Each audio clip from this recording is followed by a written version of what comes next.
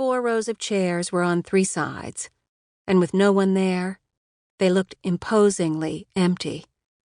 There were 2 florist vans parked close by, and they were unloading huge arrangements. "They from you?" Jack asked Sara.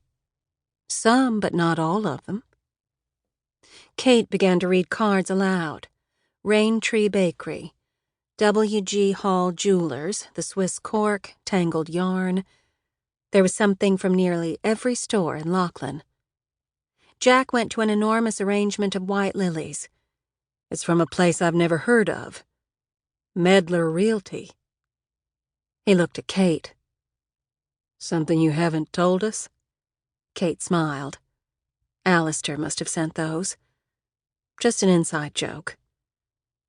"The great white hunter goes after his prey," Jack mumbled and walked away, his crutches sinking into the soft ground. At 9:40, people began to arrive.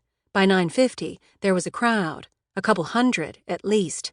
They lined up to speak to Jack or Kate or Sara, saying, "Taylor called me," or "Alistair Stewart invited me. Hope that was all right." Kate couldn't keep from giving Jack an "I told you so" look.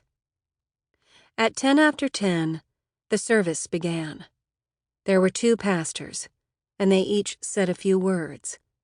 They weren't the usual bland, generic words, but personal, thoughtful comments about the 2 women. Sara had made sure the ministers were informed. Cheryl's hope for the future was spoken of.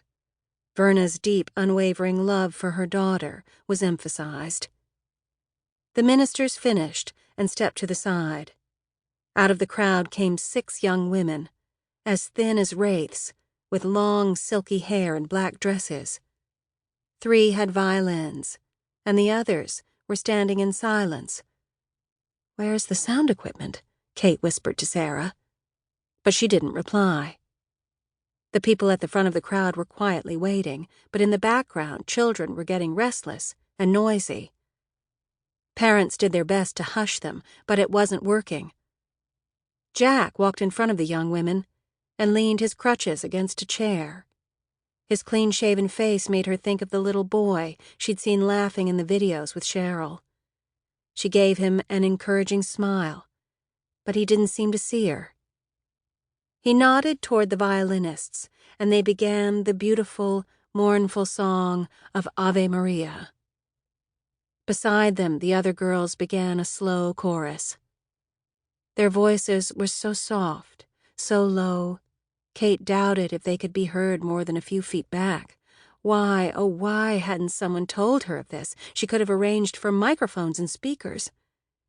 Jack took a breath and began to sing. His voice was clear and beautiful and rich, loud. The sound, the vibrations got everyone's attention. Children stopped playing and listened. The song had a sad feeling to it, but Jack's voice was liquid tears. Cheryl and her mother, Evan and Henry, the man he'd loved as his true father, were all there.